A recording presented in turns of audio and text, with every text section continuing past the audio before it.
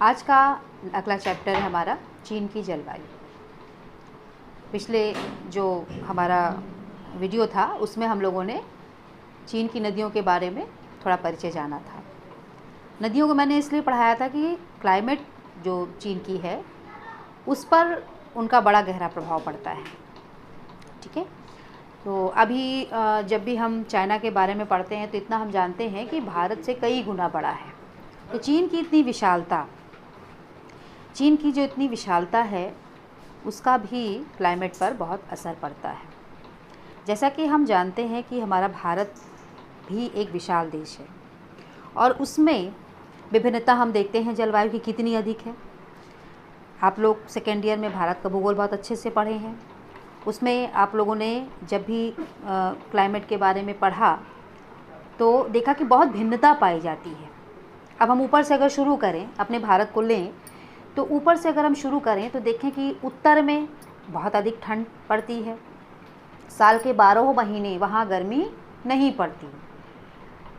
गर्मियों में हम समर वैकेशन मनाने जो है वहीं जाते हैं, है ना। तो कुल मिलाकर के हम इतना जानते हैं कि हमारा जो उत्तर हिस्सा है भारत का वो क्या है, वो बहुत ठंडा है। और जाड़े में क्या होता है, जब ठंड पड़ती है भारत में तो वो हिस्सा बिल्कुल जम जाता है। हिमालय से लेकर के पूरा हिस्सा हमारा जो है वो बहुत ठंडा हो जाता है। ऐसे धीरे धीरे जैसे हम दक्षिण की ओर बढ़ते हैं वो जो है सीधे वेदर मौसम पूरा आपका चेंज हमेशा रहता है। ठीक उसी प्रकार से चाइना तो बहुत बड़ा है, भारत से कई गुना बड़ा है। तो हम एक तुलना तो कर ही सकते हैं, समझ सकते हैं कि यहाँ पर ये चाइना का पूर्वी भाग और ये पश्चिमी भाग है। ठीक है, तो क्या यहाँ की जलवायु और यहाँ की जलवायु में समानता मिलेगी? नहीं मिलेगी। ठीक है ना। इसी तरह से चीन जो है चौड़ाई में भी खूब बड़ा है। तो उत्तर से दक्षिण इसका जो विस्तार है, क्या जो जलवायु यहाँ पाई जाएगी वो यहाँ पाई जाएगी? नहीं, संभव ही नहीं है। ठीक है, चीन का अक्षांशीय और देशांतरीय विस्तार, अक्षांशीय विस्तार यानी आपका कौन सा हो गया,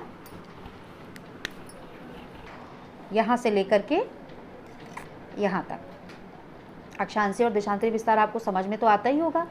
तो अक्षांश और देशांतरीय स्थिति यानी ये वाली स्थिति, ठीक है, ये वाली।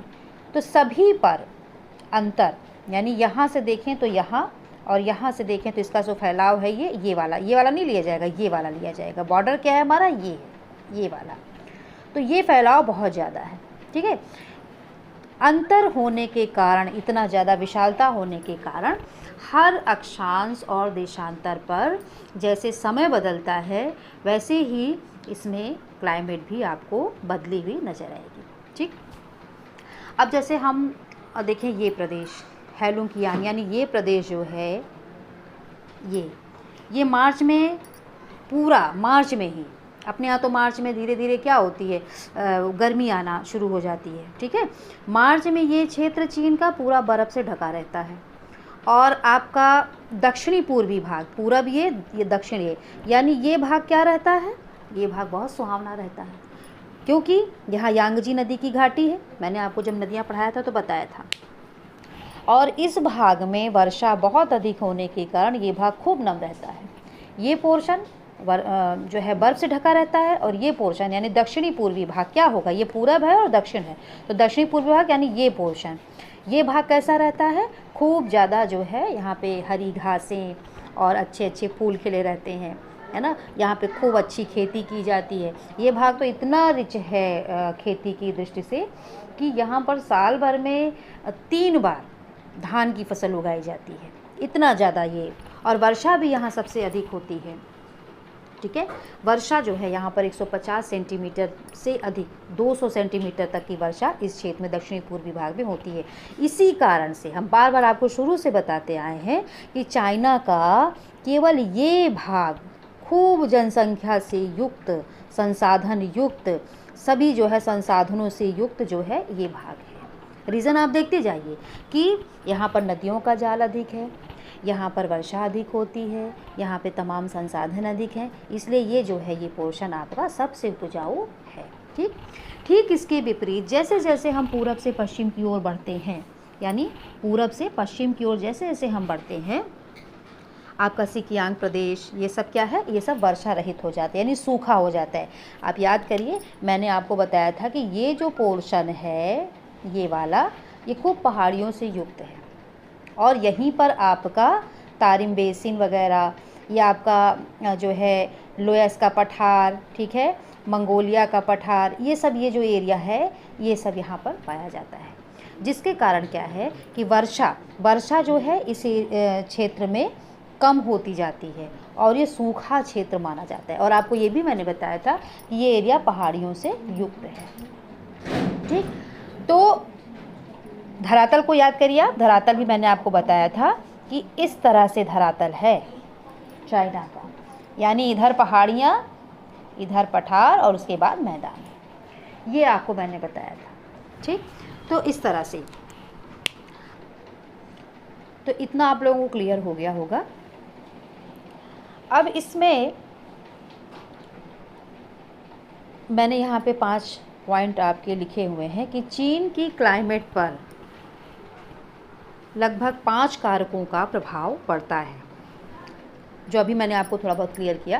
पहला आपका हो गया अक्षांशीय विस्तार। अक्षांशीय विस्तार यानी आपका इस तरह से, अक्षांश रेखाएं कैसे होती हैं, इसी प्रकार से होती है ना अक्षांश रेखाएं, इस तरह से ऊपर की तरफ 0 से शुरू होती है, 90 की तरफ ऊपर की तरफ, और देशांतरीय रेखाएं उत्तर से दक्षिण चलती हैं, ऐसे चलती है ना आप, ये तो आपके देशांतरीय विस्तार ये हो गया, और अक्षांशीय विस्तार आपका ये हो गया। ठीक, तो अक्षांशीय फैलाव जो है वो इस चाइना की जलवायु पर बहुत गहरा प्रभाव डालती है।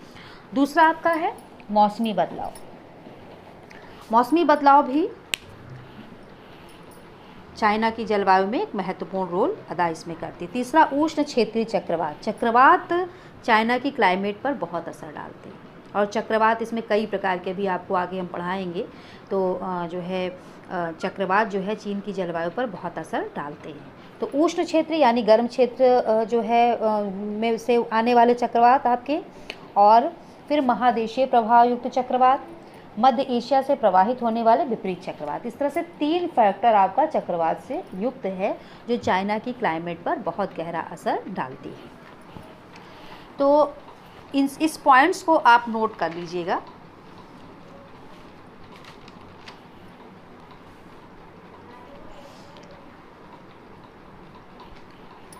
तो कुल मिलाकर के जैसी इसकी भौगोलिक स्थिति है चाइना की, उसको देख करके हम ये कह सकते हैं कि चाइना में सभी प्रकार की जलवायु पाई जाती है। उष्ण जलवायु भी पाई जाती है, उष्ण शीतोष्ण जलवायु भी पाई जाती है, शीत जलवायु भी पाई जाती है। ठीक है, सभी प्रकार की जलवायु आपकी चीन में पाई जाती है। तो मुख्यतः जो चीन की, अगर आपसे पूछा जाए कि चीन की जलवायु कैसी है, तो चीन की जलवायु कैसी है, शीतोष्ण मानसूनी जलवायु। कैसी जलवायु है, शीतोष्ण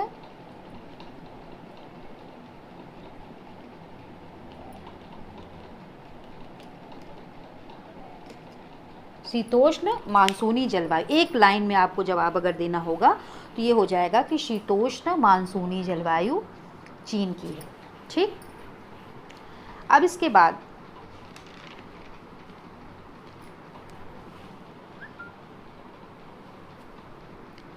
धीरे धीरे फिर हम फैक्टर्स पे आते हैं कि जलवायु किन तत्वों से मिलकर बनी होती है। ये आपने शुरू से फर्स्ट ईयर में प्रैक्टिकल में पढ़ा होगा, सेकेंड ईयर में पढ़ा होगा कि जलवायु के फैक्टर्स कौन कौन से होते हैं।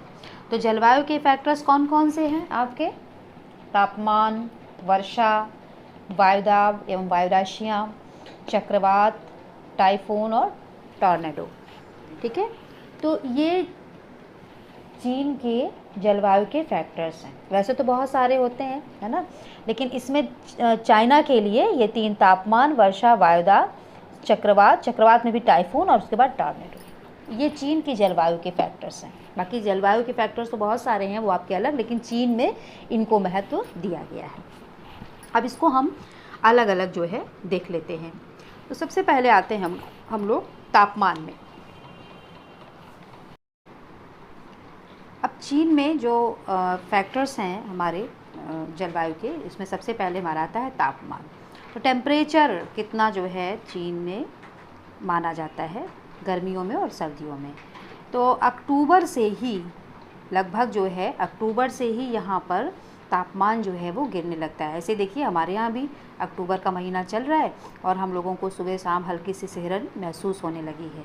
तो अक्टूबर से ही यहाँ पर जो है माना जाता है कि परिवर्तन काल, मतलब ऋतुओं में परिवर्तन का समय माना जाता है। यहाँ पर शीत ऋतु में कहीं कहीं किसी किसी भाग में माइनस में टेम्परेचर चला जाता है और कहीं कहीं नॉर्मल, बिल्कुल जैसे लगता है कि ठंड ही नहीं है।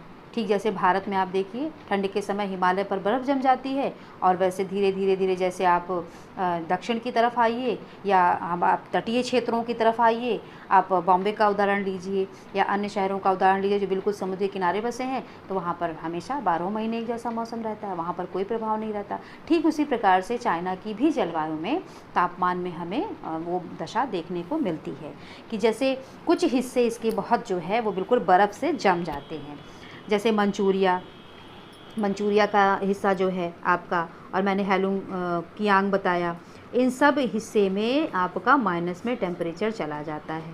ठीक, और उसके बाद आप तिब्बत का पठार, ये हिस्सा तिब्बत का पठार, यहाँ भी माइनस में टेम्परेचर चला जाता है। बहुत ही जिसको कहते हैं कि सर्दियों में ये बहुत ही ज़्यादा बर्फ़ से जम जाता है ना। तो लगभग जो है उत्तरी चीन का आप देख रहे हैं ये हिस्सा और ये तिब्बत का पठार का ये पूरा हिस्सा, ये क्या होता है कि यहाँ पर ठंड बहुत कठोर हो जाती है, बहुत ज़्यादा माइनस में टेम्परेचर यहाँ पर चला जाता है, 0 से कम। ठीक, और केवल जो है ये हिस्सा जो है आपका ये पाला रहित, मतलब पूरे उत्तरी चीन में टेम्परेचर जाड़े के मौसम में कम हो जाता है और इस हिस्से में जो आपका साउथ यांगजी नदी का ये वाला पार्ट है, इसमें क्या होता है कि ठंड जो है, मतलब बर्फ़ नहीं पड़ती, नॉर्मल ठंड यहाँ भी पड़ती है, लेकिन ऐसी ठंड पड़ती है कि उस ठंड में पूरे साल खेती की जा सके। ये तो स्थिति थी आपके जाड़े की। अब गर्मी में क्या होता है? गर्मी में जैसा कि आपको पता है कि सूर्य कर्क रेखा के निकट जो है वो उत्तरी गोलार्ध में होने के कारण सीधा चमकता है। तो पूरे एशिया में जो गर्मियां हैं वो बहुत अधिक जो है वो पड़ती हैं। इसलिए यहाँ भी जैसे भारत में भी देखिए गर्मी बहुत भीषण अब पड़ने लगी है, 40, 45, 48 डिग्री तापमान गर्मियों में हो जाता है। ठीक उसी प्रकार से तो ठीक पूरब में है चाइना हमारा, है ना, तो जिसके कारण यहाँ भी गर्मी बहुत अधिक पड़ती है। यहाँ भी तापमान 40 से 48 डिग्री के बीच चला जाता है। ठीक, और गर्मियों में ही यहाँ मानसूनी वर्षा होती, जैसे भारत में मानसून आके गर्मियों में वर्षा होती, वैसे ही ठीक चाइना में भी जो है गर्मियों में मानसूनी वर्षा खूब होती है। ठीक है, तो गर्म भाग जो हैं हमारे आपके, सबसे अधिक गर्म भाग जो आपके हैं वो यही है ना, जो ये आपका मरुस्थलीय क्षेत्र था जो मैंने आपको बताया था वो है, और बाकी हिस्से नॉर्मल रहते हैं। यानी कुल मिला करके आपका जो है दक्षिणी भाग में, ठीक है ना, दक्षिणी भाग में ये पोर्शन जो है वहाँ पर शीत ऋतु जो है वो नहीं होती और नॉर्मल एक गर्मी की ऋतु बनी रहती है। अब उसके बाद दूसरा जो फैक्टर आता है वो है वर्षा। वर्षा में मैंने शुरू में बताया आपको कि बहुत अंतर है। चाइना में वर्षा की जो मात्रा है उसमें बहुत अंतर है। ठीक, पूर्वी भाग में अधिक वर्षा होती है, जैसे जैसे हम पश्चिम की तरफ जाते हैं वैसे वैसे वर्षा की मात्रा जो है वो कम हो जाती है। ठीक है, लगभग सर्वाधिक वर्षा आपको 200 सेंटीमीटर दक्षिणी पूर्वी भाग में यहाँ पर होती है। सर्वाधिक वर्षा अगर पूछा जाए चीन के किस भाग में सर्वाधिक वर्षा होती है तो वो है क्या, आपका दक्षिणी पूर्वी भाग, लगभग 150 से 200 सेंटीमीटर वर्षा होती है। ठीक, और वर्षा की दृष्टि से अगर हम देखें तो चाइना को हम 3 भागों में बांट सकते हैं वर्षा की दृष्टि से। तो पहला आपका हमने सबसे अधिक जो वर्षा वाला भाग है वो क्या है, हमारा दक्षिणी चीन। दक्षिणी चीन को हम क्या कह सकते हैं कि नम भाग है ये चाइना का। दूसरा क्या है आपका उत्तरी चीन, यहाँ से लेकर के ये पार्ट आपका उत्तरी चीन है। ठीक है, इसमें आपको अर्धनम यानी सामान्य वर्षा सामान्य से मध्यम तक की वर्षा जो है वो उत्तरी चीन में होती है। और उसके बाद फिर बाह्य चीन, बाह्य चीन आपका यानी बाहर का जो क्षेत्र है किनारे का, ये सब, ठीक है, ये सब क्या है, ये सब शुष्क क्षेत्र है, सूखे हुए भाग हैं, ख़ास तौर पे आपका ये बाह्य चीन, ये आपका बाह्य, ये क्या हो गया आपका आंतरिक हो गया, ठीक, और ये आपका क्या हो गया दक्षिणी पूर्वी हो गया। तो इस तरह से 3 कैटेगरी में आपको बांट दिया गया है। अब इसमें जो है थोड़ा सा जो हमारा ये भाग है ये बहुत ज़्यादा सूखा है, इतना आपको पता है, लेकिन इस भाग में पानी की भी बहुत कमी है। सूखा होने के साथ साथ पानी की बहुत कमी है। यहाँ पर जो है पानी की इतनी कमी है कि ये लोग जो है, जो अल्टाई पर्वत है उसके बर्फ़ के पिघलने का इंतज़ार करते हैं और उसके पानी से जो है फिर ये अपना कार्य करते हैं, ठीक है, इतनी ज़्यादा कमी। तो आप वर्षा का अंदाज़ा लगा सकते हैं कि पूरब से पश्चिम की ओर वर्षा कितनी ज़्यादा कम है। अगला हमारा पॉइंट है वायुदाब, ठीक है। तो वायुदाब भी चाइना में अलग अलग, गर्मियों में अलग और जाड़े में, शीत ऋतु में अलग पाया जाता है, ठीक है। तो ग्रीष्म ऋतु में जुलाई महीने में पश्चिमी चीन की हवा बहुत गर्म हो जाती है और हल्की हो जाती है, जिसके कारण जो है जैसा कि आपको पता है कि जब हवा हल्की होती है तो वो ऊपर की तरफ उठती है। तो पश्चिमी चीन चूँकि हमारा जो है गर्मी में बहुत गर्म हो जाता है, तो वहाँ की, और जब जो है गर्मियाँ पड़ती हैं तो हवा क्या होती है, वो गर्म होती है, और गर्म होने के कारण वो क्या होती है, हल्की हो जाती है, जिसके कारण वो ऊपर उठती है और वायुदाब क्या हो जाता है, कम हो जाता है, ठीक है। तो लगभग इस क्षेत्र का, ये जो हमारा पश्चिमी भाग है, इस क्षेत्र का जो वायुदाब है वो 999 मिलीबार के आसपास वायुदाब यहाँ का गर्मियों में पाया जाता है। और ठीक इसी समय आपका प्रशांत महासागर का वायुदाब क्या हो जाता है, लगभग 1013 मिलीबार के आसपास ये वायुदाब गर्मियों का होता है, ठीक है, क्योंकि यहाँ हवाएं हल्की हुई और इधर का वायुदाब जो है वो बढ़ जाता है, ठीक। तो ये, और इसी तरह से ठंडक में यानी शीत ऋतु में, शीत ऋतु में जो सबसे ठंडा भाग है चाइना का, वो आपका उत्तरी भाग यानी मंगोलिया और साइबेरिया, इसके प्रभाव के कारण ये पोर्शन जो है वो ठंडा रहता है। तो ठंड में वायुदाब क्या होता है, कम होता है कि अधिक होता है, ठंड में वायुदाब बढ़ता है। तो लगभग इस क्षेत्र में उच्च वायुदाब, ये पूरा पोर्शन क्या है, ये उच्च वायुदाब का क्षेत्र यहाँ पर विकसित हो जाता है और लगभग 1036 मिलीबार का वायुदाब हो जाता है, जो कि लगभग एशिया में सबसे ज़्यादा ये वायुदाब आपका हो जाता है, सबसे अधिक, सर्वाधिक वायुदाब यहाँ का माना जाता है। तो ये आपका लगभग जो है हमारा वायुदाब का कॉन्सेप्ट थोड़ा सा क्लियर हुआ। अब अगला पॉइंट आता है आपका चक्रवात का, ठीक है। चक्रवात, एक पॉइंट मैंने 6 जो यहाँ टॉर्नेडो लिख दिया था वो गलती से हो गया था, ठीक है, आपके सिर्फ 5 पॉइंट हैं यहाँ पे टाइफून तक। तो चाइना की जलवायु में ये फैक्टर्स जो है यहाँ के क्लाइमेट में असर डालते हैं। तो अब हम आते हैं चक्रवात। चक्रवात आप लोग जानते हैं चक्रवात क्या है, ठीक है। तो चक्रवात भी चाइना की जलवायु में बहुत अधिक, मानसूनी जलवायु से भी ज़्यादा प्रभाव जो है वो यहाँ पर चक्रवात प्रभाव डालते हैं। तो लगभग चाइना में हर साल 80 चक्रवात, ठीक है, प्रवेश करते हैं। ये आपको पता है ना, ये जो पोर्शन चाइना का है ये चक्रवातों की उत्पत्ति में बहुत ज़्यादा असरकारी है। लेकिन इसके साथ साथ आपका उत्तरी पूर्वी भाग है ना, ठीक है, उत्तरी पूर्वी भाग और आपका चीन के उत्तर यानी इधर से भी चक्रवात आपके प्रवेश करते हैं चाइना में, ठीक है। तो 80 चक्रवात चाइना में लगभग साल भर में प्रवेश करते हैं, जो कि बहुत अधिक विनाशकारी होते हैं, बहुत भयानक होते हैं, इनकी गति जो है वो बहुत ज़्यादा तीव्र होती है। इसका जो है प्रभाव कई कई दिनों तक चीन में जो है पड़ता है। अब तो खैर वहाँ के लोग आदी हो गए हैं, वहाँ की जो व्यवस्था है सरकारी वो तैयार रहती है इसके लिए पहले से, तो इतनी हानि नहीं होती, लेकिन जो है वो पहले जो है बहुत अधिक हानि यहाँ पर होती थी।